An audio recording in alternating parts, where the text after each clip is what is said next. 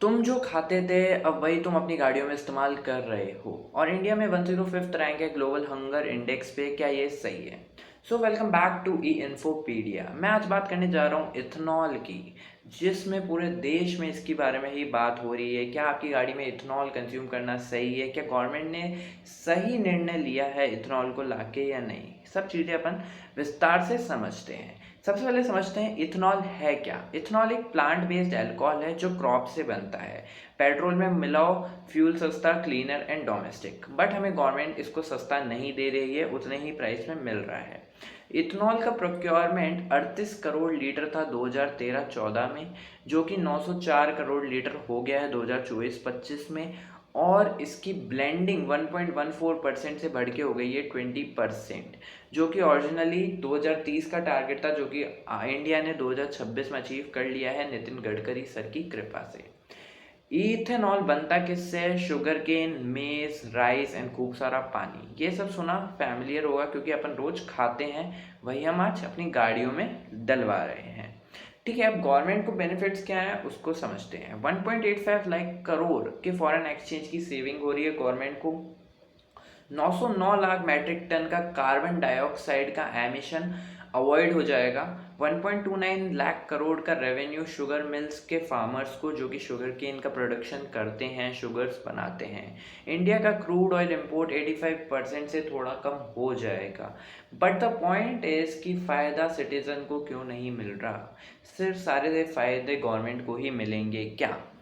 Rural employment, distilleries में investment 42,000 crore plus. ठीक है, अब बात करते हैं मेज फार्मर्स को अश्योर्ड मिला है गवर्नमेंट से कि जो क्रॉप्स वेस्ट होते थे अब उनसे ही, मतलब पड़े पड़े सड़ जाती थी जो क्रॉप्स बच जाती थी, अब उनसे ही फ्यूल बन रहा है। इसमें कोई बुरा नहीं लगता क्योंकि एक फार्मर्स को बेनिफिट मिल रहा है, तो it's a good point and good take.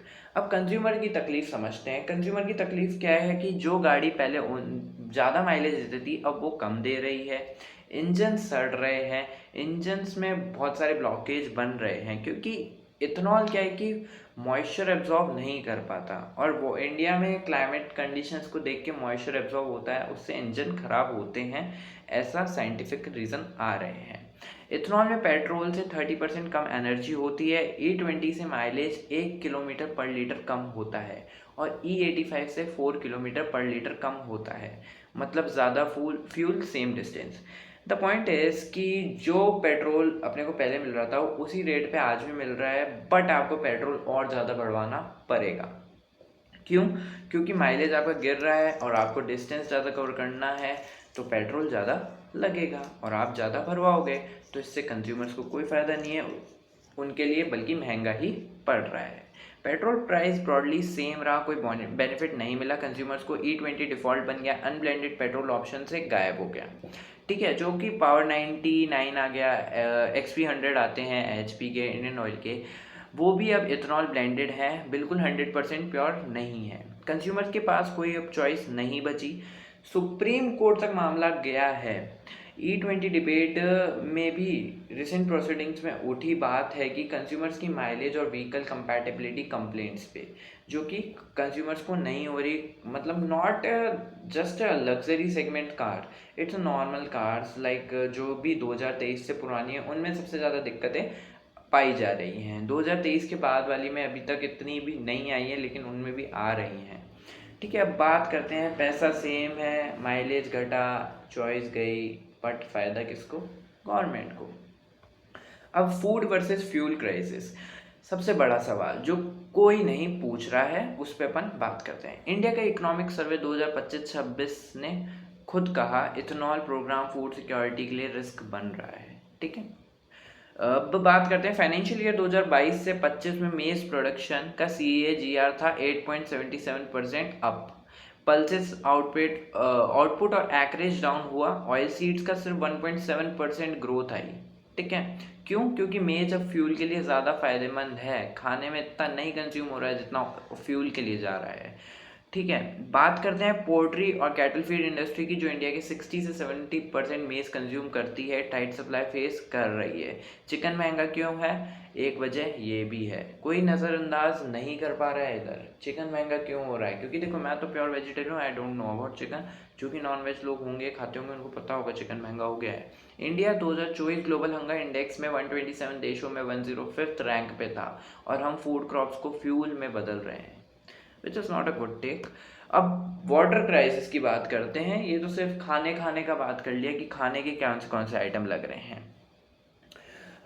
Agriculture economist Devendra Sharma का पॉइंट, पंजाब फार्मर्स पे ब्लेम होता है ग्राउंड वाटर डिप्लीट करने का पैडी कल्टीवेशन के लिए, लेकिन सेम पॉलिसी उन्हें और ज़्यादा राइस उगाने के लिए इंसेंटिवाइज करती है इथेनॉल के लिए। इंडिया का most water stress farming belt Punjab को बोल रहे हैं और चावल उगाओ ताकि कार्स चल सकें।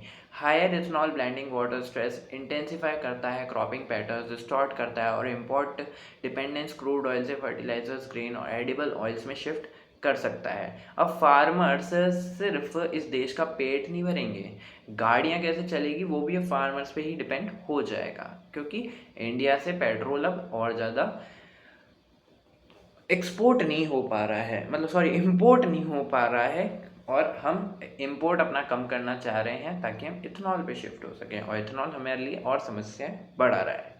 अब समझते हैं हिडन सब्सिडी स्कैंडल। ये बात तो बिल्कुल नहीं बताई गई। गवर्नमेंट ने एफसीआई रिस्क डिस्टिलरीज को 2320 पर क्विंटल पे बेच रही है। एफसीआई का खुद का इकोनॉमिक कॉस्ट है 4100 पर क्विंटल, मतलब 1780 पर क्विंटल की हिडन सब्सिडी डिस्टिलरी ओनर्स को। ठीक है, इकोनॉमिक्स का कहना सरप्लस गेन एक स्ट्रैटेजिक फूड एसेट है, फ्यूल इनपुट नहीं। टैक्स पेयर्स का पैसा, एफसीआई में राइस खरीदो, डिस्टिलरी को सस्ता करो, इथेनॉल बनाओ, पेट्रोल में मिलाओ, प्राइस सेम रखो, कंज्यूमर को कोई फ़ायदा नहीं। किसने बेनिफिट किया? डिस्टिलरी ओनर्स ने। अब बात करते हैं सॉल्यूशन क्या है इसका, रास्ते क्या हैं आगे। एक्सपर्ट के कंसेंसस 2G एथनॉल पे शिफ्ट करो, फूड क्रॉप से नहीं, क्रॉप रेजिड्यू से। स्टबल बर्निंग का सोल्यूशन भी यही है। चॉइस दो कंज्यूमर्स को, E20 कंपलसरी मत करो। ठीक है, फ्लैक्स फ्यूल व्हीकल्स प्रमोट करो। अभी जीएसटी 18 से 40% है, ईवी पे सिर्फ 5%। ब्राज़ील मॉडल फॉलो करो, इथेनॉल और पेट्रोल दोनों अवेलेबल, कंज्यूमर ट्रस्ट बनाओ। फोर्स मत करो कि जरूरी थोड़ा है कोई भी इथेनॉल, जिसको करना है करो इथेनॉल कंज्यूम, जिसको नहीं करना मत करो, क्योंकि हर किसी की गाड़ी कंपैटिबल नहीं है इथेनॉल को ले पा रही, और या तो सबको एक एक गाड़ियाँ गिफ्ट कर दो। ठीक है, इथेनॉल ब्लैंडिंग का इंटेंट सही है, energy security, farmer income, clean fuel, लेकिन डिज़ाइन गलत है। एक साथ फ्यूल कंपलसरी कर देना, it's not a right decision. Consumers को mileage loss plus low price benefit, food cross fuel में जा रही है, वाटर स्ट्रेस पंजाब पे और burden, hidden subsidy distillery owners को। ये fuel versus food debate India की नेक्स्ट बिग पॉलिसी क्राइसिस है, और इसको समझाना तुम्हारा हक है। सो अगर वीडियो अच्छी लगी हो तो प्लीज़ शेयर दिस। सबको जानना ज़रूरी है इथेनॉल से क्या प्रॉब्लम्स आ रही हैं, कैसे इसको टैकल करना है। क्या तुमने पेट्रोल भरवाते वक्त तुम्हारा भी माइलेज गिरा है? कमेंट में बताना, या क्या डिफरेंस नोटिस किया है गाड़ी को ड्राइव करते हुए। So thank you for watching and hope you like this video.